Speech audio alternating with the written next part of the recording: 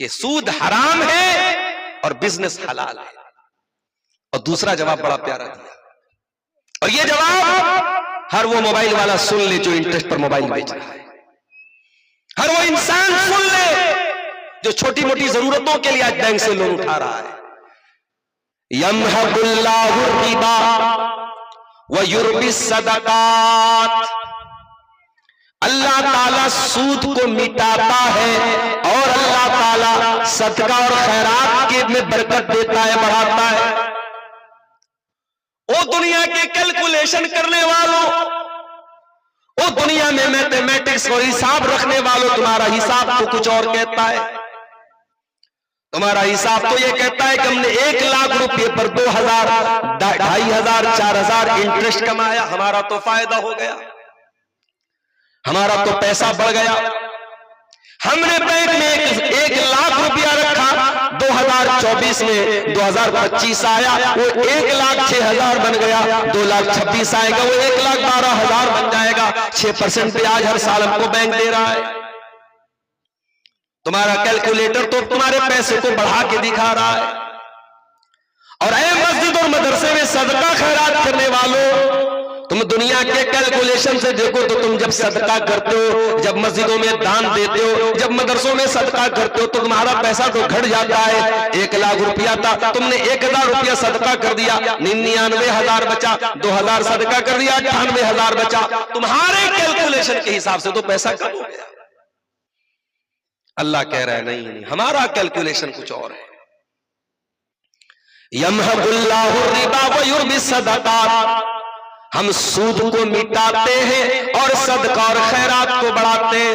तुमने जो ब्याज के जरिए 1,06,000 का मुनाफा कमाया है, वो लोगों वो 6,000 कहां से बर्बाद हो जाएगा, किस तरीके से जाय हो जाएगा, तुम्हें एहसास नहीं होगा। वो 6,000 तो ब्याज का जाएगा ही जाएगा, वो तुम्हारे कैपिटल को भी जला देगा, तुम्हारी पूंजी को भी जला देगा, तुम्हारे घर के सुकून को भी जला देगा, तुम्हारे बच्चों की सेहत को जला देगा, तुम्हारे घर की बरकत को जला देगा। यमहकुल्लाहु रिबा, अल्लाह सूद को मिटाता है, और अल्लाह जो बात कह दे वो यूनिवर्सल ट्रूथ होता है। अल्लाह की बात को किसी दलील की जरूरत नहीं, अल्लाह की बात रोज़े रोशन की तरह, आफताब की तरह रोशन होती है। अल्लाह ने कह दिया तो कह दिया, अल्लाह की बात 100% सच होती है। अल्लाह ने कह दिया हम सूद को मिटाते हैं, तो सूद खाने वाला कान खोल के सुन ले, उसके घर में बरकत कभी नहीं आएगी, बरकत तो नहीं आएगी मेरे भाई। और सदका और खैरात के जरिए जो आपको लग रहा है कि पैसा जा रहा है, जाएगा नहीं, और बरकत होगी और इजाफा आएगा। अरे हम लोग तो मौलाना साहब से दुआ कराते हैं। आपके सीमांचल में मैं देखता हूं चंदा करने वाले मौलवी अलग होते हैं, वो बेचारे लंबी लंबी दुआएं देते हैं। आप आलिम से दुआ करा के खुश हो जाते हैं, सदका खैरात करने वाले के लिए फरिश्ता दुआ करता है। अल्लाह के नबी ने फरमाया 2 फरिश्ते होते हैं, एक दुआ करता है अल्लाहुम्मा आति मुनफिकन खलफा, ऐ अल्लाह तो खर्च करने वाले को और दे, और एक फरिश्ता बद्दुआ करता है अल्लाहुम्मा आति मुमसिकन तलफा, ऐ अल्लाह जो कंजूस है, जो बखील है, जो तेरी राह में नहीं देता है, उसे तू बर्बाद कर दे। फरिश्ते की दुआ और फरिश्ते की बद्दुआ जिसको लग जाए उसका क्या कहना मेरे भाई। तो ये बात उसूल अल्लाह ने बयान किया कि हम सूद को मिटाते हैं और हम सदका और खैरात को बरकत देते हैं।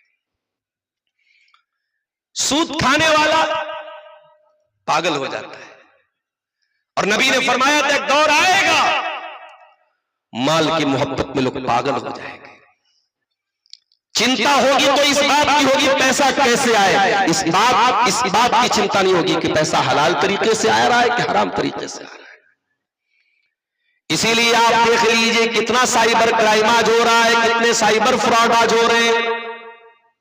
मोबाइल पर मैसेज आया, आपने खोला बैंक का सारा पैसा गायब। व्हाट्सएप पर मैसेज आया, आपने खोला सारा पैसा गायब। फर्जी कंपनी का फोन करके किसी ने फोन किया, अभी हमारे एक जानने वाले के पास फोन आया, हमारे एक रिश्तेदार है उनके पास फोन आया, और फोन करने वाला बाकायदा अपने आप को बहुत बड़ा पुलिस का ऑफिसर बोल रहा है कि साहब मैं मुंबई से बोल रहा हूं, पुलिस हेडक्वार्टर से बोल रहा हूं, आपका फला फला नाम है, आपके खाते में 2 करोड़ रुपया आया है जो आतंकवादी गतिविधियों में इस्तेमाल हो रहा है, और आप नाम आपका उस खाते में है, आपके नाम से वो खाता खोला गया है, आप पकड़े जाएंगे। अब बेचारे वो सीधे साधे आदमी डर गए, उसके बाद वीडियो कॉल आया, सामने जो आदमी बैठा है, पीछे महाराज पुलिस का बोर्ड भी लगा है, पुलिस की वर्दी में भी है, वो तो डर गए एकदम, थर थर कांपने लगे। उसने कहा कि साहब आप ये बात जो मैं बता रहा हूं किसी को आपको बताना, अपनी बीवी को भी नहीं बताना, बच्चों को नहीं बताना, कमरा बंद कर लीजिए और कागज पे लिख के बताइए कि मैं ये बात किसी को नहीं बताऊंगा। वो जो जो करता गया वो लिखते चले गए। मकसद क्या था, प्लान क्या था, पूरा उनके अकाउंट से पैसा खाली करवाना। हराम खोरी के ये नए नए रास्ते बन रहे हैं। ये साइबर क्राइम, ये साइबर फ्रॉड, ये एटीएम से पैसा चोरी कौन कर रहा है? हमारे और आपके जैसे लोग कर रहे हैं, बहुत सारे मुसलमान कर रहे हैं। झारखंड के बाद इलाकों में मैं गया, कुछ लोगों ने बताया मौलवी साहब यहाँ बहुत सारे नौजवानों का यही काम है, वो साइबर फ्रॉड करते हैं, खूब पैसा कमाते हैं, खूब दौलत उड़ाते हैं, मस्जिद में भी खूब चंदा देते हैं, मदरसे में भी खूब चंदा देते हैं। ऐसे हरामखोरों का चंदा अल्लाह क्यों कबूल होगा? दूसरों का माल चोरी करके, दूसरों से चीटिंग करके, दूसरों से फ्रॉड करके तो मस्जिदें बनवा भी लो, मदरसे बनवा भी लो, अल्लाह के यहाँ जर्रा बराबर कबूल होने वाला नहीं है मेरे साथ। इन्नल्लाह तय्यिबुन ला यक़बलु इल्ला तय्यिबन, अल्लाह ताला पाक है और अल्लाह पाक ही चीज को कबूल करता है, ना पाक को कबूल नहीं करता। अल्लाह ने कुरान में नबियों को भी यही हुक्म दिया, या अय्युहर रसूल कुलू मिनत तय्यिबाति वअमलू सालिहा, ऐ मेरे रसूलों नेक अमल करो और पाक चीजें खाओ। अल्लाह ने ईमान वालों को भी यही हुक्म दिया, या अय्युहल्लज़ीना आमनू कुलू मिम्मा फिल अर्दि हलालन तय्यिबा, ऐ ईमान वालों जमीन के अंदर पाक और हलाल चीजों को खाओ। और फिर अल्लाह के प्यारे नबी ने एक बड़ी प्यारी मिसाल देते हुए फरमाया, रजुलुन युतीलु सफरा अशासा अकबरा यमुद्दु यदैहि यक़ूलु या रब्बी या रब्बी। एक आदमी है जो लंबा सफर करके आता है। भाई मुसाफिर की दुआ तो ऐसे भी कबूल होती है। आप बीरपुर के रहने वाले, सुपौल के रहने वाले, आप अररिया चले जाए 30-40 किलोमीटर, आप तो मुसाफिर हो जाएंगे। 50 किलोमीटर की रेंज में चले जाए मुसाफिर हो जाएंगे। लेकिन एक आदमी लंबा सफर करके आ रहा है और इतना लंबा सफर करके बाल मेले हो गए, कपड़े मेले हो गए और हाथ उठा के दुआ कर रहा है और या रब्बी कह के दुआ कर रहा है। दुआ की कबूलियत के सारे असबाब इकट्ठा हो गए उसके अंदर। लेकिन अल्लाह के नबी फरमाते हैं, व मतामुहु हरामुन व मशरबुहु हरामुन व मलबसुहु हरामुन व गुज़िया बिल हराम। वो इंसान जिसके अंदर दुआ की कबूलियत के इतने ज्यादा असबाब इकट्ठा हो चुके हैं, लंबा सफर करके आया है, बाल भी बिखर चुके हैं, कपड़े भी मैले कुचैले हैं, हाथ उठा के भी दुआ कर रहा है, या रब्बी कह के दुआ कर रहा है। लेकिन ऐ मेरे सहाबा, जब उसका खाना हराम कमाई का, जब उसका पानी हराम कमाई का, जब उसका कपड़ा हराम कमाई का, जब उसकी परवरिश हराम कमाई की, फ़अन्ना युस्तजाबु लिज़ालिक, तो ऐसे हराम खोर की दुआ अल्लाह ताला कैसे कबूल करेगा? हराम खोर की दुआ अल्लाह कबूल नहीं करता है। ये नमाजें मुंह पर मार दी जाएगी, ये सदका खैरात मुंह पर मार दिए जाएंगे, ये हज और उम्रे मुंह पर मार दिए जाएंगे। अपनी कमाइयों की फिक्र करो मेरे प्यारे साथियों। इसीलिए हजरत साद नबी वक्कास से किसी ने पूछा, ऐसा आप ऐसा कौन सा अमल करते कि आपकी दुआएं जल्दी कबूल हो जाती हैं? लोग हजरत साद को मुस्तजाब दावत कहते थे, साद कोई दुआ करते थे अल्लाह ताला जरूर कबूल करता था। लोगों ने पूछा, ऐसा कौन सा अमल आप करते कि आपकी दुआएं कबूल हो जाती हैं? हजरत साद ने फरमाया, अपनी मतामका तू जब दावतों का, ऐ मेरे भाई तू अपनी कमाई को हलाल कर ले, तू अपने खाना को हलाल कर ले, तेरी दुआ भी अल्लाह ताला कबूल करेगा। कमाई को हलाल करो, दुआ कबूल होगी मेरे साथी। लेकिन कयामत के पहले वो दौर आएगा, अल्लाह के नबी ने फरमाया लोग परवाह करना भूल जाएंगे। याती अलन्नासी ज़मानुन ला युबालिल मरउ मिन ऐना खज़ल माल, लोगों पर एक जमाना वो भी आने वाला है, लोग इस बात की परवाह नहीं करेंगे माल हलाल तरीके से कमा रहा है या हराम तरीके से कमा रहा है। वो पैसा कमाने वाले, वो पैसा कमाने की दौड़ में अंधे हो जाने वाले, कयामत के दिन तो अपनी जगह से हिल न पाएगा जब तक तुझे अपनी आमदनी का हिसाब न देना पड़ जाए। अल्लाह के प्यारे नबी फरमाते, ला तज़ूलु कदमा इब्ने आदम मिन इंद बिही यौमल क़ियामा, क़यामत के दिन इंसान अपनी जगह से हिल नहीं पाएगा जब तक 5 सवालों का जवाब न दे दे। वो 5 सवालों का जवाब मुझको भी देना है, हमारे उलमा को भी देना है, हमारी आवाम को भी देना है, पढ़े लिखों को भी देना है, जाहिल को भी देना है, सारे लोगों को देना है। 5 सवालों का जवाब दिए बगैर कोई हिल न पाएगा। नंबर 1, अन उम्रिही फीमा अफना, तूने जिंदगी कहां गुजारी, तूने उम्र कहां गुजारी। अभी गोवा का एक वीडियो बड़ा वायरल हो रहा है, क्लब में नाच हो रहा था, क्लब में नाच हो रहा है, लड़की डांस कर रही है, लोग नाच रहे हैं, शराब पी रहे हैं। अचानक गैस का सिलेंडर फटा और आग लग गई और 12-13 लोग वहीं पे जिंदा जल के मर गए। ये है तेरी जिंदगी की हकीकत। ऐ नाच गाने में मस्त इंसान, ऐ दुनिया की गफलतों में मस्त इंसान, कब कौन सा हादसा तेरी जिंदगी में मौत बन के आया तू नहीं जानता। अभी बनारस में, हमारे इलाके में आजकल नौजवानों में बड़ा शौक चढ़ा है, बड़े बड़े शहरों में खासतौर से, रात में बाइक उठाई, चले गए हाईवे पे चाय पीने के लिए। चाय पीने के लिए गांव में भी दुकान मौजूद है, मगर उनको रात को 2 बजे चाय पीना है। चाय का भी अब नशा चल रहा है, रात में 2 बजे चाय पीने के लिए कहां जा रहे हैं? हाईवे पे जा रहे हैं। 18 साल का नौजवान, 27 पारे का हाफिज कुरान नौजवान, 27 पारे याद हो गए थे, 3 पारा बाकी था उसका। रात के 2 बजे बाइक से जा रहा है, दोस्त को बिठाया है साथ। हाईवे पर पुल पे गाड़ी चढ़ाई उसने, अचानक उसने क्या देखा सामने? सीसीटीवी कैमरे में नजर आ रहा है सामने से कोई गाड़ी भी नहीं आ रही, कोई सामने से बाइक नहीं, कोई सामने से कार नहीं, इसकी बाइक जा रही है। अचानक से इसने जोर से गाड़ी का ब्रेक मारा है, उछल के गिरा है, डिवाइडर में सर लड़ा है, ऑन द स्पॉट इंतकाल।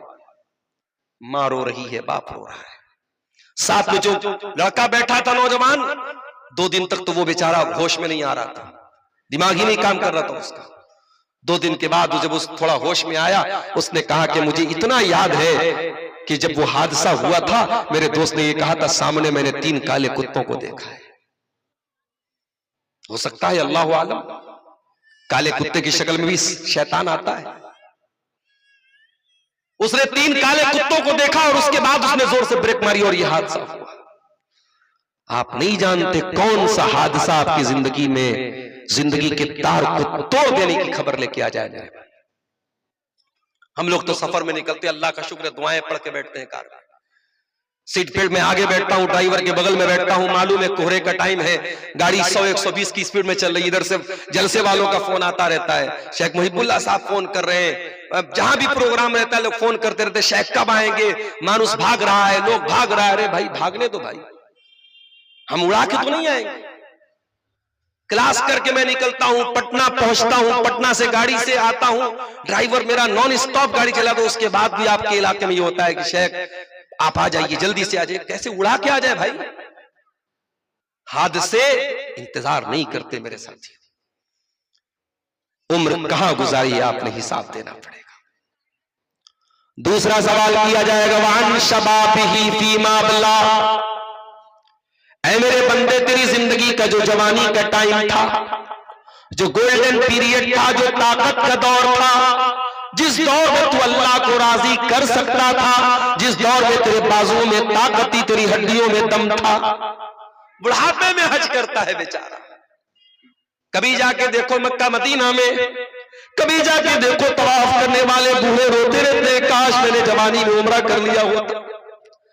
कभी सफा और मरवा के दरमियान दौड़ लगाने वालों में कोई 80 साल का बूढ़ा है, कोई 70 साल की बुढ़िया है, थक करके जब वो बैठ जाती है अफसोस करती है, काश मैंने जवानी में उम्रा कर लिया होता, मैंने जवानी में हज कर लिया होता। मेरे प्यारे नौजवान साथियों, इबादत करने की सही उम्र जवानी है, अल्लाह को राजी करने की सही उम्र जवानी है।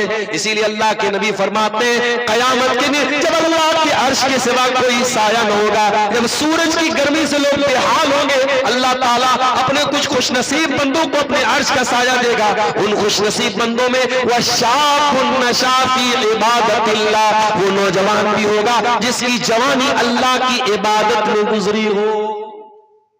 जवानी में इबादत करो, बुढ़ापे का इंतजार करते हो। हर गांव में 3-3, 4-4 मस्जिदें मौजूद हैं, मगर आज इन मस्जिदों को आबाद करने वाला नौजवान नहीं है, बूढ़े हैं। बूढ़ा बेचारा लाठी लेके फजर की नमाज में मस्जिद में न जाए तो शायद फजर की नमाज में बहुत सारी मस्जिदों के ताले भी न खुलेंगे। 70 साल का बूढ़ा सर्दी के मौसम में सुबह उठ करके ठंडे पानी से वजू बना रहा है और 20 साल का नौजवान बिस्तर पे आराम से इंस्टाग्राम पे लड़की से चैटिंग करके रात में सो रहा है। ओ नौजवान, तेरी जवानी कहां गुजरी, तुझको हिसाब देना पड़ेगा। तौबा करो तो जवानी में करो मेरे साथ। सुधरना है तो जवानी में सुधरो, बुढ़ापे में तो भेड़िया भी सुधर जाता है। दर जवानी तौबा करबन शेवे पैगंबरी, जवानी में तौबा करना, जवानी में अल्लाह के दीन पर चलना, ये पैगंबरों का तरीका है, नबियों का तरीका है। वक्त पीरी गुर्गे जालिम नी शबद परहेजगार। अरे बुढ़ापे में तो जालिम भेड़िया भी शरीफ बन जाता है। जवानी का सवाल किया जाएगा। दूसरा सवाल, तेरी जवानी कहां गुजरी है? तीसरा सवाल, वन मालिही मिन ऐन कसबहु, और ऐ मेरे बंदे तूने माल कहां से कमाया? तेरी आमदनी क्या थी? तूने रिश्वत से कमाया, तूने सूद से कमाया, तूने डकैती करके कमाया, तूने चोरी करके कमाया, तूने दूसरों की जमीन हड़प करके कमाया। वन मालिही मिन ऐन कसबहु, तूने माल कहां से कमाया? और चौथा सवाल, वफीमा अनफकहु, और तूने अपने माल को कहां खर्च किया? तुझे आमदनी का भी हिसाब देना है, तुझे खर्च का भी हिसाब देना है। और पांचवा सवाल, वमाजा अमिला फीमा अलिमा, तूने जो इल्म हासिल किया उस इल्म के ऊपर तूने अमल कितना किया? इन 5 सवालों के जवाब के लिए तैयार रहना मेरे प्यारे साथी। सूद और ब्याज के जरिए अपनी जेबें भरने वाले, इंटरेस्ट के जरिए पैसा कमाने वाले, दूसरों की जमीन को हड़पने वाले, बहन बेटियों का हक मारने वाले, हराम तरीके से पैसा कमाने वाले, इस सवाल के जवाब के लिए तैयार रहना। इस सवाल का जवाब दिए बगैर तो कयामत के दिन हिल भी नहीं सकता है। ये सूद की रकम आपके घर में आएगी, आपके बच्चों के पेट में जाएगी, आपके बच्चों को जहन्नम की आग में लेके जाएगी। ओ लोगों, तुम तो अपने बच्चों से बहुत प्यार करते हो। अभी हमारे एक रिश्तेदार का फोन आया, उनका बच्चा हैदराबाद में पढ़ता है। हैदराबाद एक मदरसे में हॉस्टल में बच्चा रहता है। हॉस्टल से 5-6 किलोमीटर दूर उस बच्चे को एक जगह जाना था। बच्चे को उन्होंने टैक्सी से बुलवा लिया। जिनको जिम्मेदारियों बच्चे को लेने की दी थी, उन्होंने टैक्सी से बच्चे को बुलवा लिया। मां बाप का दिल धक से रह गया। अजनबी शहर है, अपना कोई जानने वाला नहीं है। अगर टैक्सी वाला बच्चे को कहीं और लेके भाग जाए, जमाना बड़ा नाजुक है, उसकी जिम्मेदारी कौन लेगा? बच्चा उनका हालांकि 8-10 साल का बच्चा है, समझदार हो चुका है, कुरान हिफ्ज कर रहा है वो बच्चा, लेकिन उतने बड़े बच्चे के बारे में भी माँ बाप चिंता करते हैं। ओ लोगों, तुम्हें अपने बच्चों की इतनी चिंता, इतनी फिक्र है, गौर करो, क्या तुम ये पसंद करोगे तुम्हारे बच्चे जहन्नम की आग में जला दिए जाएं? एक बहुत बड़ा साइंटिस्ट गुजरा है, थाईलैंड का प्रोफेसर, थाईलैंड की चियांग माऊ यूनिवर्सिटी का प्रोफेसर। उसने रिसर्च की, उसकी जो रिसर्च का टॉपिक था वो ये था कि इंसान के शरीर का कौन सा अंग है जो सबसे पहले पेन को रिसीव करता है, दर्द को सबसे पहले कौन सा बदन का कौन सा हिस्सा सबसे पहले महसूस करता है। वो रिसर्च कर रहा था, किसी ने कुरान ला के दे दिया। उसने कुरान खोला, इत्तेफाक से सूरह निसा की आयत उसके सामने से गुजरी।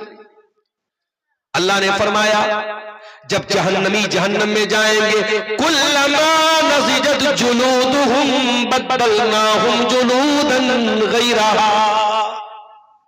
जब जहन्नमी जहन्नम में जाएंगे और जहन्नम की आग में वो जल जाएंगे, हम उनके शरीर पर एक नई चमड़ी चढ़ा देंगे, एक नई खाल चढ़ा देंगे, एक नई स्किन चढ़ा देंगे, ताकि उनको ले यज़ूकुल अज़ाब, चाहता कि जलने का दर्द उनको बार बार महसूस हो, वो जलने का पेन महसूस कर सके, वो जलने की तकलीफ को महसूस कर सके। प्रोफेसर साहब का दिमाग खटका। कुरान कह रहा है हम इंसान की चमड़ी को जला करके दोबारा नई चमड़ी दे देंगे। इसका मतलब यह हुआ कि चमड़ी सबसे पहले पेन को रिसीव करती है, दर्द को महसूस करती है। उनकी रिसर्च खत्म हो गई और अपनी रिसर्च के रिजल्ट में वो इसी रिजल्ट पर पहुंचे कि इंसान के शरीर में सबसे पहले अगर कोई चीज दर्द को रिसीव करती है तो इंसान की त्वचा होती है, इंसान की स्किन होती है। और थाईलैंड के उस प्रोफेसर ने सऊदी अरब की एक कॉन्फ्रेंस में सबके सामने वीडियो कैमरे के सामने उसने कलमे तौहीद पढ़ा, ला इलाहा इल्लल्लाह मुहम्मद रसूलुल्लाह, उसने कलमा पढ़ा और इस्लाम कबूल किया। मेरे प्यारे साथी, आप गौर कीजिए, जहन्नम की आग में आपके बच्चे जले, आप कभी गवारा ना करें। अरे हम तो ये चाहते हैं कि हम तकलीफ झेल लें, हमारा बच्चा ना झेले। कभी कभी मैं गाड़ी में जा रहा हूं, मेरी छोटी बच्ची मेरे साथ जिद करके अब्बू मैं भी आपके साथ चलूंगी, मेरे साथ वो चली जाती। कल भी एक प्रोग्राम तो यूपी में साथ में लेके गया था। अब रात में ड्राइवर साहब, कोहरे का टाइम था, उन्होंने गाड़ी की खिड़की को थोड़ा खोल के रखा था, अंदर हवा आ रही थी, ठंडी हवा आ रही थी। मैं अपनी जैकेट उतार के मैंने बच्ची को ओढ़ा दिया, अपनी टोपी उतार के मैंने बच्ची को लगा दी। मुझे ठंडक मैं थोड़ी देर के लिए बर्दाश्त कर लूंगा, अपने बच्ची को मैं बर्दाश्त करने नहीं दूंगा। हमारी सोच तो ये होती है, हम तो अपने बच्चों से इतना प्यार करते हैं, अपनी औलाद से इतनी मोहब्बत करते हैं। जिस औलाद से आप इतना प्यार करते हो, इतनी मोहब्बत करते हो, उस औलाद के को जहन्नम की आग में जलाया जाए, क्या आप ये पसंद करेंगे? अल्लाह के नबी फरमाते मा नबतल हमुन मिन सूतिन फन्नारु औला बिही, जो जिस्म हराम कमाई से परवरिश होगा, जिस जिस्म के अंदर हराम कमाई पलेगी बढ़ेगी, जिस जिस्म के अंदर हराम कमाई का खून दौड़ेगा, फन्नारु औला बिही, वो जिस्म जहन्नम की आग में डाला जाएगा। ओ सूद और ब्याज का लेन देन करने वालों, अपने बच्चों को जहन्नम की आग में न ढकेलो, अपने बच्चों को जहन्नम की आग में जलने का ईंधन न बनाना। शेख ने एक बात कही थी, सूद की जो मौजूदा शक्लें हैं उस पर भी थोड़ा बात कीजिएगा। सूद की आजकल एक बड़ी आम शक्ल क्या है कि हमने मिसाल के तौर में, जो शहर में की बात कर रहा हूं, गांव में भी कुछ इसकी शक्ल होगी। मिसाल के तौर पर मेरे पास मकान है, अब आपको किराए पर मकान की जरूरत है, आप मेरे पास आए, शेख साहब मुझे मकान चाहिए, अच्छी बात है, किराए पे चाहिए, हाँ किराए पे चाहिए। मैंने आपसे 5 लाख रुपए एडवांस में ले लिया और आपको मैंने अपना मकान रहने के लिए दे दिया, और उसके बाद आप 4 साल 5 साल मेरे मकान में रहे, मैंने आपसे कोई किराया नहीं लिया, क्योंकि मैं आपसे 5 लाख रुपए एडवांस ले चुका हूं। और उसके बाद जब आप मकान छोड़ के जाने लगे, वो 5 लाख रुपया मैंने आपको रिटर्न लौटा। इसको कहीं पगड़ी बोलते हैं, कहीं हैवी डिपॉजिट बोलते हैं, बहुत सारे इसके नाम हैं। ये हराम है। क्यों हराम है? क्योंकि शरीयत ये कहती है कि आपने मुझको जो 5 लाख रुपए दिए वो कर्ज दिए थे आपने, और कर्ज के ऊपर किसी भी तरीके का प्रॉफिट कमाना इस्लाम की नजर में सूद है। आपने 5 लाख रुपए कर्ज दिए मुझको, जो बाद में मुझको आपको लौटाना है, उन 5 लाख रुपयों पर अगर 1 रुपया भी आप मुनाफा ले रहे तो वो भी हराम है। अगर आप रुपया नहीं ले रहे, कोई सर्विस ले रहे, तो वो भी हराम है। इमाम अबू हनीफा रहमतुल्लाह अलैह, उन्होंने एक इंसान से कर्जा लिया, और कर्जा जब लिया, माफ कीजिएगा, उन्होंने कर्जा दिया था, किसी को कर्जा दिया था, और जिसको कर्जा दिया था वो पैसा नहीं दे रहा था, टाल मटोल कर रहा था। इमाम अबू हनीफा रहमतुल्लाह अलैह एक दिन उस आदमी के दरवाजे पर पहुंचे, गर्मी का मौसम था, धूप में हज़रत इमाम अबू हनीफा खड़े हुए थे। बड़ी देर से दरवाजा खटखटाया, दरवाजा खोला, इमाम साहब ने कहा भाई बाहर आ जाओ, मेरा पैसा मुझको लौटा। उसने कहा इमाम साहब ऐसे भी क्या बात है, आप मेरे दरवाजे पर आके खड़े हुए, अंदर तो चले आइए, धूप का मौसम है, गर्मी का मौसम है, क्यों अपने आप को सता रहे? अरे ठीक है, मैं आपका पैसा दे दूंगा, मैंने आपसे पैसा उधार लिया था। इमाम साहब ने कहा माफ करना मेरे भाई, मैं तुम्हारे घर के अंदर नहीं आ सकता। उसने कहा इमाम साहब पैसे का लेन देन अपनी जगह है, आप मेरे बहुत मोहतरम है, मैं आपकी बहुत इज्जत करता हूँ, बहुत सम्मान करता हूँ, आप मेरे दरवाजे पर आए, आप अंदर तो चले आइए, मैं पैसा आपका दे दूंगा।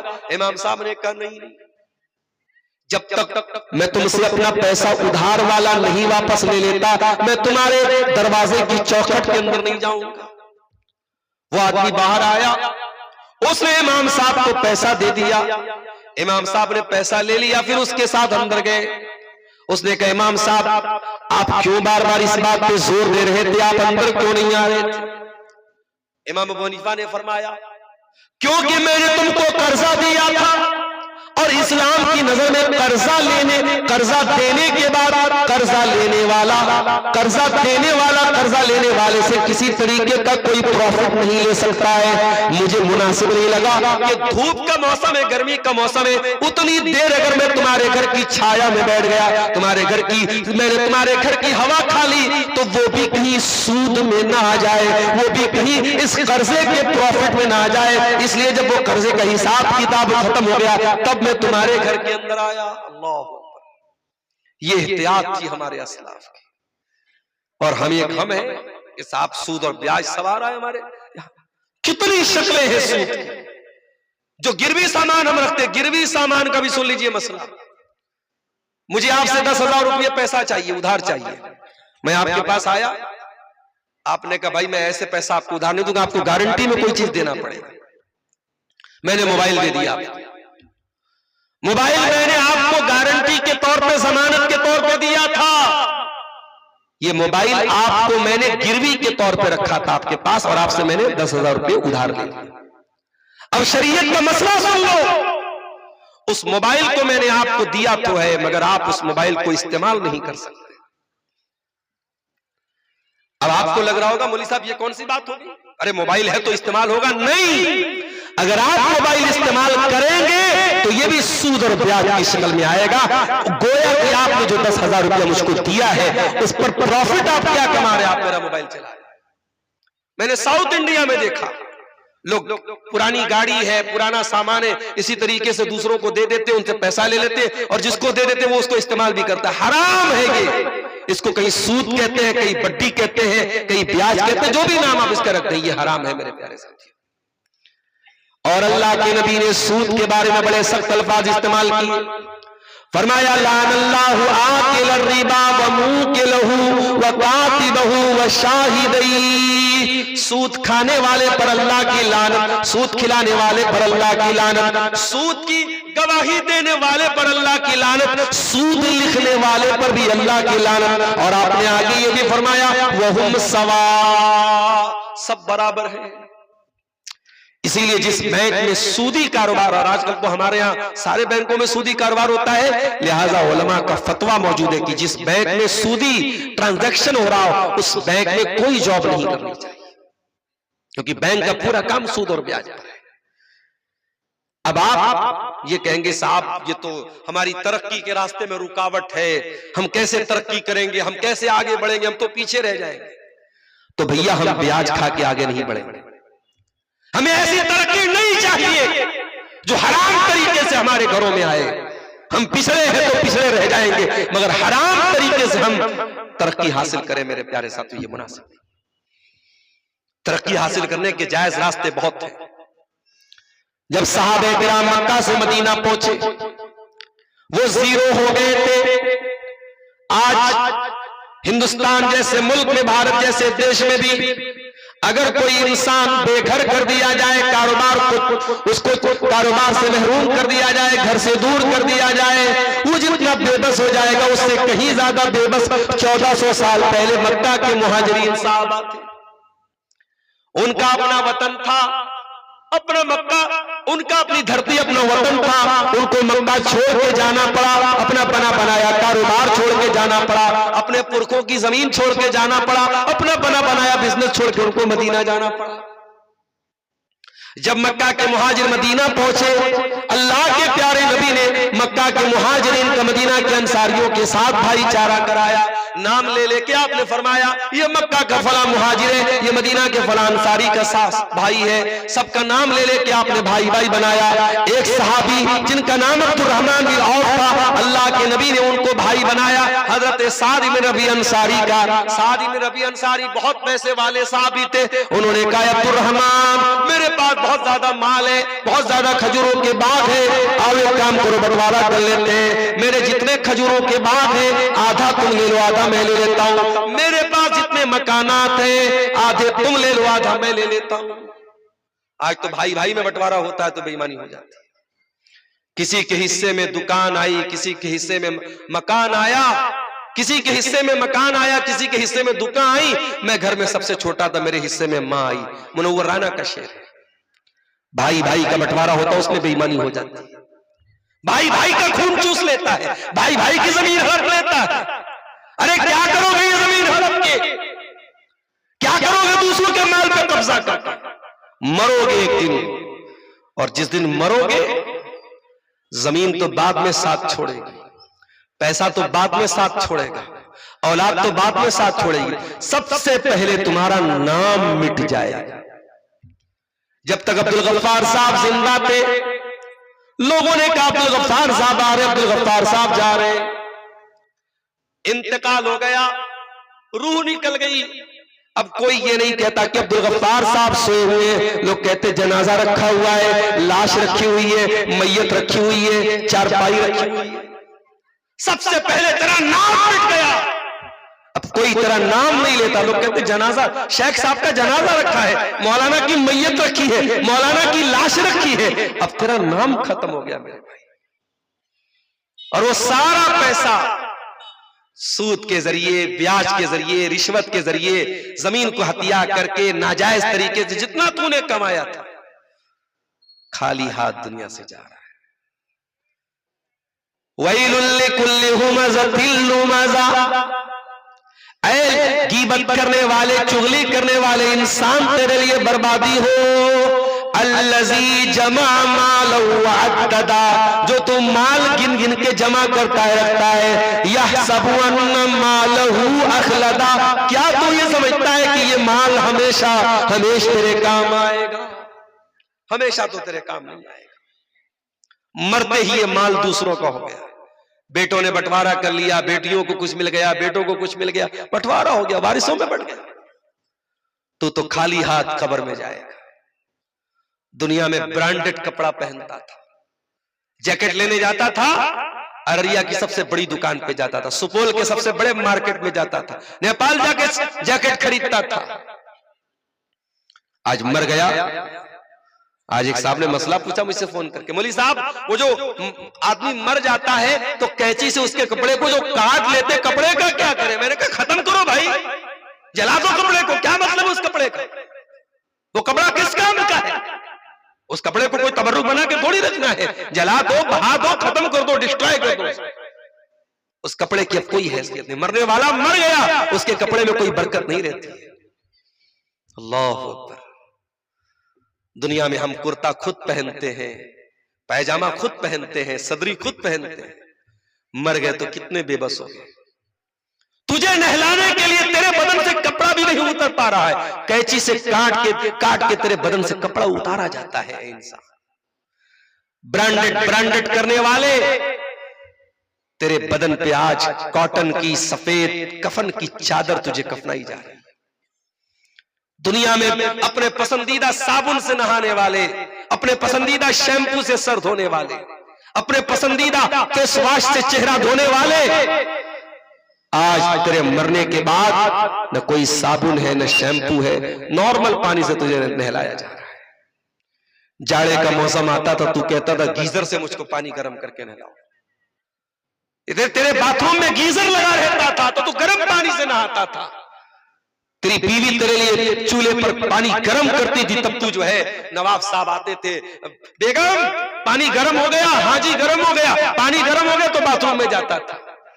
आज मरने के बाद एक लफ्ज तू बोलने वाला नहीं है कि अरे मैं तो दुनिया में गर्म पानी से नहाया करता था, मुझे ठंडे पानी से क्यों नहला?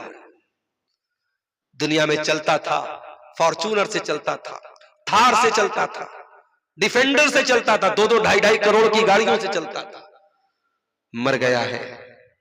तेरी गाड़ियों का मालिक कोई और हो गया, तेरी जमीनों का कागज किसी और के नाम पे हो गया, तेरे सोने चांदी के जेवरात किसी और ने ले लिए और तेरी गाड़ी किसी और ने ले ली, और तू 4 लोगों के कंधे पे सवार होकर कब्रिस्तान में जा रहा है। इंसान अपने अंजाम को सोच, अपने आखिरी ठिकाने के बारे में सोच। और जब तुझे कब्रिस्तान लेके जाया गया, जनाजे की नमाज तेरी पढ़ी जा रही है, मैयत रखी हुई है, जनाजा रखा हुआ है, इमाम साहब ने जनाजे की नमाज पढ़ा दी। जनाजे की नमाज के बाद कब्र में तुझको लेके जाया गया, कब्र में उतार दिया गया। तेरे बच्चों ने बड़ी मेहनत की, तुझे कब्र में उतारा, तेरी कब्र को तैयार कराया, तेरी कब्र में मिट्टी डाली और हाथ झाड़ के चलते बने, रिश्तेदार भी चलते बने, बच्चे भी चलते बने। गोया बच्चों ने भी ये पैगाम दे दिया, अब्बा जान हमारे लिए बहुत आपने सूद और ब्याज का पैसा कमा के लाके रख दिया, बहुत आपने हमारे रिश्वत का पैसा कमा के लाके रख दिया, बहुत हराम तरीके से पैसा आपने कमा के लाके रख दिया। अब्बा जान अब हमने आपको कब्र की मिट्टी में डाल के हाथ झाड़ दिया है, यहां तक आपकी ताजीम कर दी, अब आगे आपके आमाल जाने।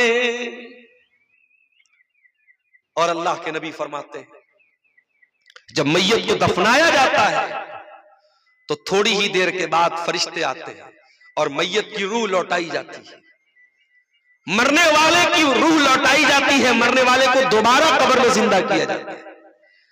और उससे फरिश्ते 3 सवाल करते हैं, मन रब्बू का, मन नबियू का, मा दीनू का। ऐ अल्लाह के बंदे, तेरा रब कौन है, तेरा दीन क्या है, तेरे नबी कौन है। ओ वीरपुर वालों, ओ सुपौल वालों, दुनिया के तमाम सिलेबस में, दुनिया के तमाम स्कूल की किताबों में इन 3 सवालों का जवाब आपको नहीं मिलेगा। मैथमेटिक्स की किताबों में नहीं मिलेगा, साइंस की किताबों में नहीं मिलेगा, जियोग्राफी की किताबों में नहीं मिलेगा, हिस्ट्री की किताबों में नहीं मिलेगा। इन 3 सवालों का जवाब अगर मिलेगा तो या तो अल्लाह के कुरान में मिलेगा या जनाब मोहम्मद रसूलुल्लाह के फरमान में मिलेगा। मदरसों को हकीर समझते हो? मदरसा चलाने वाला मौलवी बेचारा, अभी आज एक मदरसे के जिम्मेदार का फोन आया, रो रहे थे बेचारे, शेख साहब क्या मुसीबत मैंने पाल ली, रोजाना बच्चों को खिलाने के लिए राशन का इंतजाम करना पड़ रहा है, कभी इनसे मदद मांगो, कभी उनसे मदद मांगो। शेख साहब जिंदगी आजिज आ गई, कैसे इन मदरसों को चलाया जाए। आपके इन मदरसों को चलाने के लिए मौलवियों को भीख मांगनी पड़े। रमजान के महीने में अपनी आंखों से देखा है, सेठों के दरवाजों पे जाके ये मदरसों के सफरा बेचारे भिखारियों की तरह लाइन लगाते, तब जाकर के मदरसे में पैसा आता है और तब जाकर के बच्चों का खाना बनता है और मदरसे में बच्चे पढ़ाई करते हैं। और आप इन मदरसों को हकीर समझते हैं। कब्र में जो 3 सवालों का जवाब देना पड़ेगा, वो वही 3 सवालों के जवाब की तैयारी इस मदरसे में कराई जाती है। कोई जाकर बताए मीडिया वालों को जो आए दिन मदरसों की तलाश करते रहते, मदरसे में क्या हो रहा है, मदरसे में कुछ नहीं हो रहा है, मदरसे में इसी कब्र के अंदर के सवालों के जवाब की तैयारी कराई जाती है। मन रब्बों का, मन नबियों का, मा दीनों का, तेरा रब कौन है, तेरे नबी कौन है, तेरा दीन क्या है। और अगर आपने इन 3 सवालों का सही जवाब दे दिया, अगर आपने कह दिया मेरा रब अल्लाह है, मेरा दीन इस्लाम है, मेरे नबी मोहम्मद सल्लल्लाहु अलैहि वसल्लम है, तो अल्लाह के नबी फरमाते हैं, फरिश्ता पूछता है मा युदरी का, तुझे इन 3 सवालों का जवाब कैसे पता चला। बंदा कहता है करातु किताब अल्लाह फआमनतु बिही व सद्दक़तु बिही। ऐ अल्लाह के फरिश्तों, ऐ मुनकर नकीर, मैंने कुरान पढ़ा था, मैंने अल्लाह की किताब को पढ़ा था, मैं कुरान पर ईमान लाया था, मैंने कुरान को सच्चा माना था, मैंने कुरान की तस्दीक की थी, मुझे इन 3 सवालों का जवाब कुरान में मिला था। ओ लोगों, मैं नहीं कहता सारे बच्चों को आलिम बना दो, कम से कम एक बच्चे को तो कुरान का हाफिज और आलिम बनाओ, एक बच्चे को तो मदरसे में डालो, एक बच्चे को तो कब्र के इन 3 सवालों के जवाब की तैयारी करा दो। शायद वही एक बच्चा कल कयामत के दिन तुम्हारी बख्शिश का निजात का जरिया बन जाए। मेरे साथियों, हराम की कमाई कब्र में आपका पीछा नहीं छोड़ेगी। सब नाम खत्म हो जाएगा, सब ठाट पड़ा रह जाएगा। जब लाद चलेगा बंजारा। हराम कमाई को अपने हलक में उतारने के पहले इंसान को 1000 बार सोचना चाहिए मेरे साथी। अल्लाह के प्यारे नबी मस्जिद में तशरीफ फरमाए, आपका 5 साल का नवासा हजरत हसन इब्न अली रज़ी अल्लाह ताला अन्हु बच्चे हैं, खेलने, सदका की खजूरें आई हुई है, ज़कात की खजूरें आई हुई है, मस्जिद में रखी हुई है। एक ज़कात की खजूर हजरत हसन उठाते और मुंह में डाल लेते हैं। अल्लाह के नबी देखते हैं मेरा नवासा ज़कात की खजूर खा रहा है, सदका की खजूर खा रहा है। आप अगर चाहते बच्चे के हाथ से खजूर छीन लेते, मगर आपने ऐसा नहीं किया। आपने फरमाया कख कख बेटा थूक दे, बेटा निकालते। अमा शऊरता अन्ना ला नाकुल सदका, ऐ मेरे प्यारे बच्चे, तू नबी का नवासा है, तू आले मोहम्मद में से है, तू नबी के अहले बैत में से है, तू नबी के घर वालों में से है। क्या तुझको नहीं मालूम कि हम ज़कात नहीं खाते, हम सदका नहीं खाते? बेटा इस खजूर को मुंह से निकाल दे। 5 साल के बच्चे को अल्लाह के नबी हलाल और हराम के दरमियान फर्क सिखा रहे, सही और गलत के दरमियान फर्क बता रहे हैं। वो लोगों, आपने अपने बच्चों को कब बताया कि हलाल हराम में क्या फर्क है?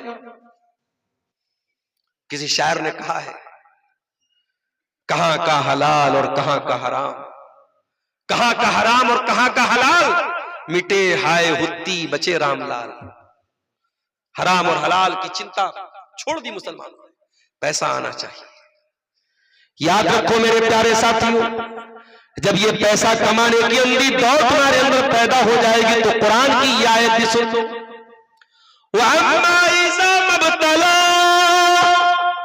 जब अल्लाह ताला अपने बंदे को आजमाता है, फक़दर अलैहि रिज़्क़ा, और बंदे की रोजी को तंग कर देता है, फ़यक़ूलु रब्बी अहानन, तो बंदा कहता है, ऐ अल्लाह तूने मुझको रुसवा कर दिया, तूने मुझको ज़लील कर दिया। ऐ अल्लाह मेरे कारोबार की बरकत कहां चली गई, मेरे पैसे की बरकत कहां चली गई? कल्ला बल ला तुक्रिमूनल यतीम, ऐ मेरे बंदे तू यतीमों की इज्जत नहीं करता था, तू यतीमों के साथ नाइंसाफी करता था। वला तहाज़ूना अला तआमिल मिस्कीन, तू गरीबों को खाना नहीं खिलाता था। व ताकुलून तुरासा अकलन लम्मा, तू दूसरों की विरासत को खा जाता था। व तुहिब्बूनल माल हुब्बन जम्मा, और तू माल से बहुत ज्यादा मोहब्बत करता था।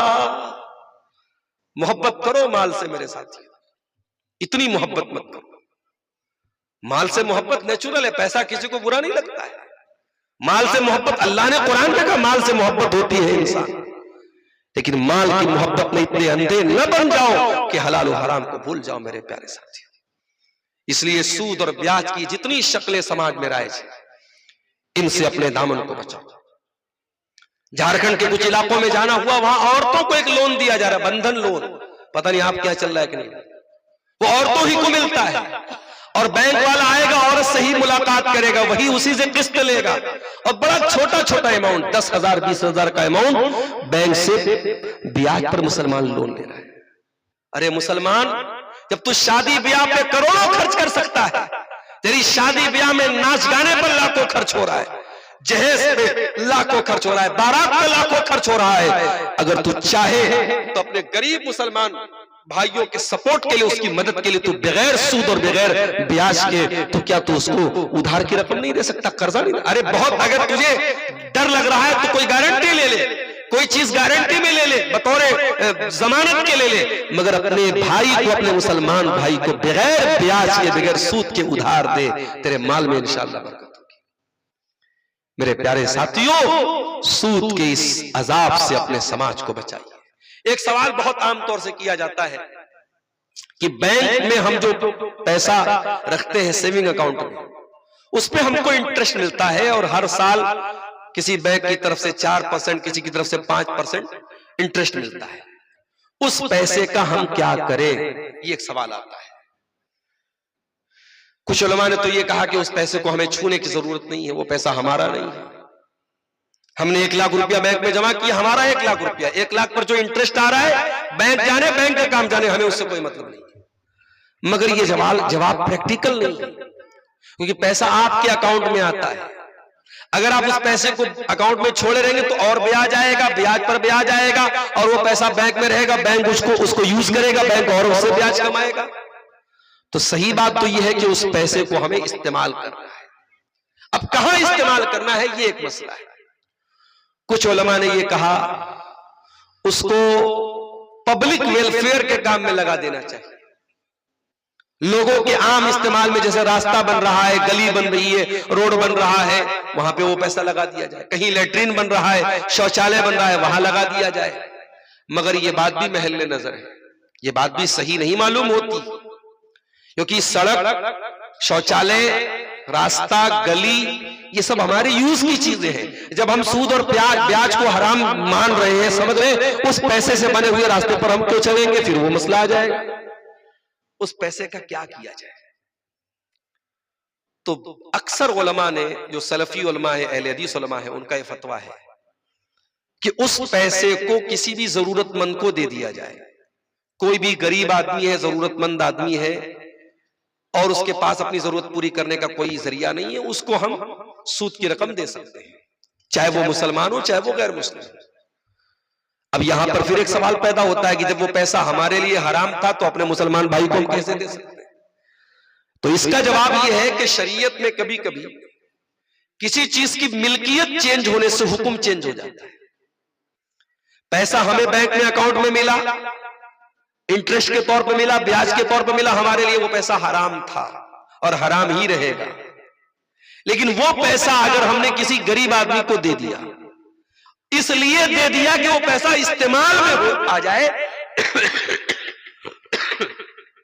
वो पैसा अगर बैंक में रहेगा तो बैंक उसको यूज करेगा।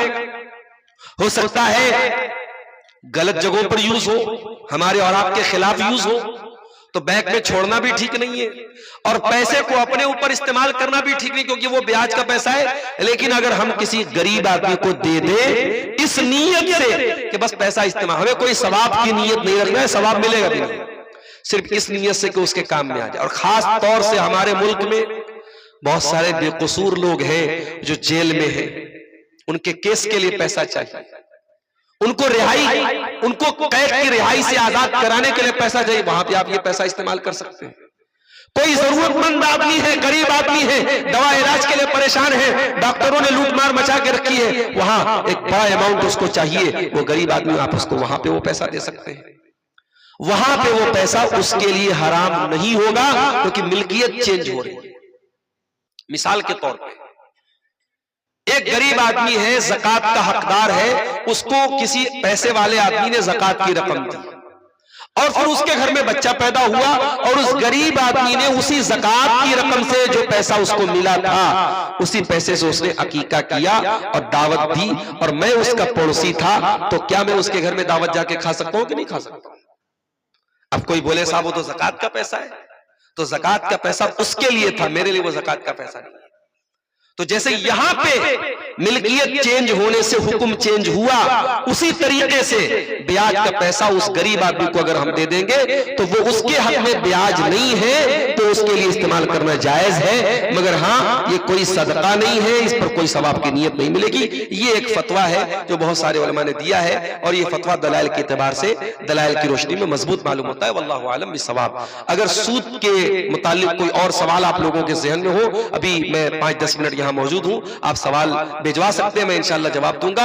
जाते जाते मैं एक अपील करना चाहता हूँ, चूंकि रात काफी हो रही है, सर्दी का मौसम है, धीरे धीरे आप हजरात भी सर्दी की वजह से अब पहलू बदल रहे हैं। मैं ये गुजारिश करना चाहता हूँ कि इस मदरसा कुल्लिया सफिया लिल बनात, जो एक नया इदारा आपके इलाके में है, कम वक्त हुआ है इस इदारे को खुले हुए, और कम वक्त में इस इदारे ने बड़े अच्छे और माहिरीन असातिज़ा की ज़ेर निगरानी एक अच्छा तालीमी मेयार कायम किया है। मैं आप सबसे गुजारिश करता हूँ इस इदारे में आप बढ़ चढ़ करके ताउन करें, और वो ताउन अगर आप मेरे हाथ पे देना चाहें, मैं यहाँ 5-10 मिनट के लिए मौजूद हूँ, आप आए मेरे हाथ पे इस मदरसे का ताउन करते हुए जाएं। अल्लाह ताला से दुआ करता हूँ रब्बुल आलमीन हमारी नेकियों को कबूल फरमाए, हमें हर किस्म के शुरूर और फितन से अल्लाह ताला हमारी हिफाजत फरमाए, सूद और ब्याज की तमाम शक्लों से अल्लाह ताला हमें बचने की तौफीक दे। रब्बुल आलमीन हमारे वो भाई जो इस मदरसे के लिए आगे बढ़ के ताउन कर रहे हैं, जैसा कि नेपाली रुपया आया हमारे पास,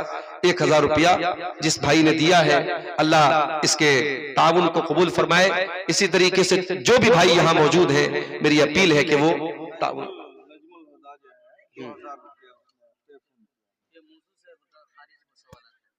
छोड़ दीजिए। नजमुल हुदा भाई ने ये 2000 रुपये भेजा है, माशाअल्लाह। अब्दुल अलीम ने 1000। ये सब फोन पे पर कुछ भाइयों ने, आप लोग अगर कैश ना लाए हो तो ऑनलाइन भी आप पेमेंट कर सकते हैं। किसी खातून ने 200 रुपये दिए हैं, किसी की तरफ से 50 रुपया आया है और मुख्तलिफ छोटे बड़े अमाउंट आए हैं। अल्लाह ताला इन तमाम चंदा देने वालों के चंदे को कबूल फरमाए। आइए इस कार्य खैर में आगे बढ़िए, मेरे पास वक्त ज्यादा। मोबाइल के फितने में सब मुब्तला हैं, जो पहले नहीं थे वो अब मुब्तला हैं। मुबल्लिग, मुदर्रिस, मुजाहिद, मुक़र्रिर, अजब शय की लत में अजब मुब्तला हैं। मुसव्विर, मुसन्निफ, ज़मींदार, दहक़ां, मिरासी व आली न सब मुब्तला हैं। किताबों के शौकीन भी ज़द में आए, जो समझाओ कहते हैं कब मुब्तला है। कई बीवियां हम सफर ढूंढती हैं, कई बीबियां बेसबब मुब्तला हैं। मैसेंजर से निकले तो व्हाट्सएप में डूबे, यूं ही खामखा रोज़ शब मुब्तला है।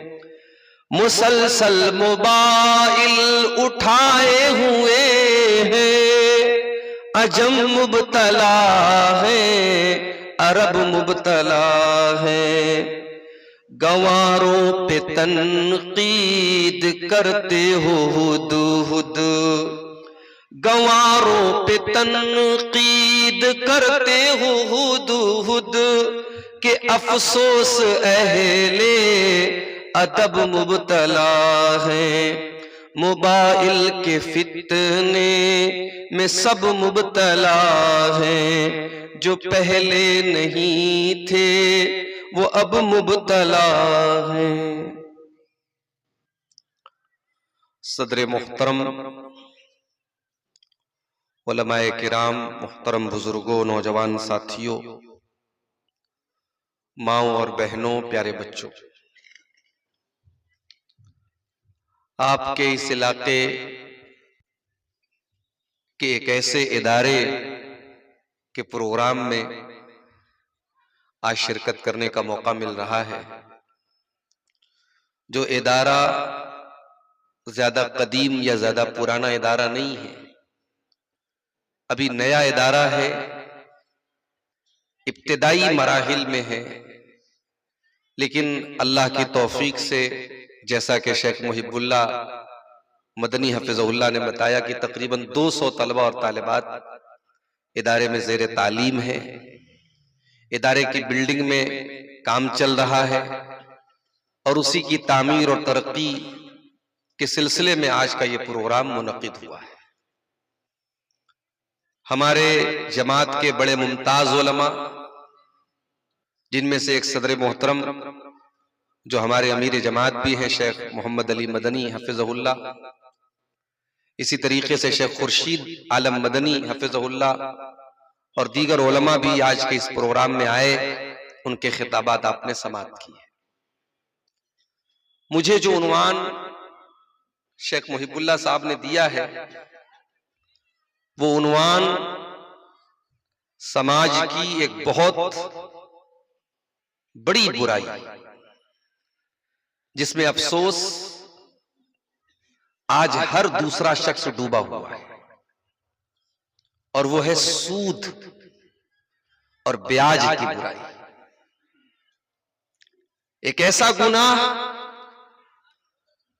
जिसके करने वाले के लिए अल्लाह ताला ने कुरान में जंग का लफ्ज इस्तेमाल किया कि जो सूद और ब्याज के हराम होने के बाद भी अगर सूद खा रहा है, अल्लाह और उसके रसूल से जंग कर रहा है। और अल्लाह के नबी ने हदीसों में इस गुनाह को इतना खतरनाक गुनाह करार दिया कि फरमाया कि सूद के 70 से ज्यादा दर्जात हैं। ऐसरुहा अय्यन की हर रजुल उम्महु, जिसमें सबसे हल्का दर्जा यह है कि इंसान अपनी मां के साथ गलत काम करे। इतना खतरनाक गुनाह और मुसलमान सर से पैर तक मुब्तला है, इस दलदल में लतपत है। एक छोटा सा मोबाइल भी बगैर इंटरेस्ट के नहीं बिक रहा है। एक छोटा सा 10,000 का अमाउंट भी मुसलमान बैंक से सूद दे करके ले रहा है। ये मौजू कोई ऐसा मौजू नहीं जिस पर तकरीर की जाए और बयान किया जाए और बात खत्म कर दी जाए। हमारे ईमान से जुड़ा है ये मौजू। और आप गौर कीजिए,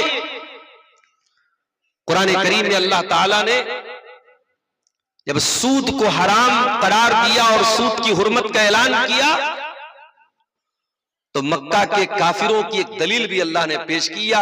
ये जो लोग भी सूद और ब्याज उस जमाने में खाते थे, यहूदी भी खाते थे, उनकी एक दलील थी। दलील क्या थी? इन्नमल बय्यु मिस्लुर रिबा।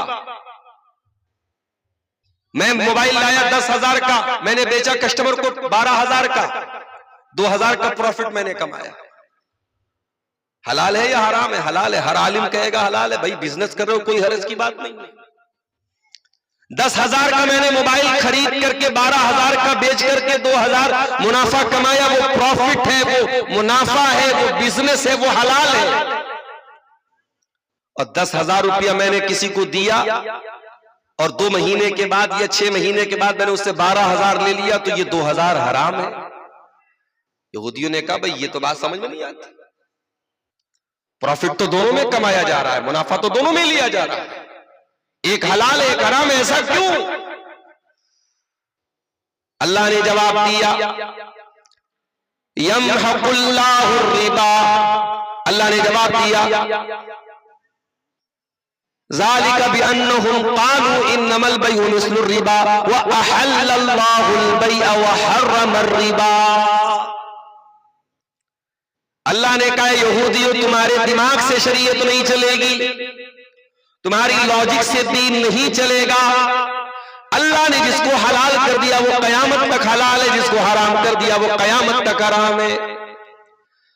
तुम्हें पैसा कमाना है, मुनाफा कमाना है, प्रॉफिट लेना है, तुम खूब बिजनेस करो।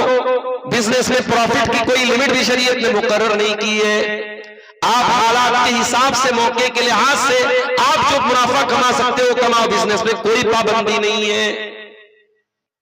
ऐ यहूदियों, ऐ सूद को हलाल करार देने वालों, तुम दलील ये देते हो कि मुनाफा तो दोनों में हो रहा है, तुम पूछते हो कि फर्क क्या है। और मैं तुमको फर्क बताता हूं, अहल्लल्लाहुल बैअ व हर्रमर रिबा।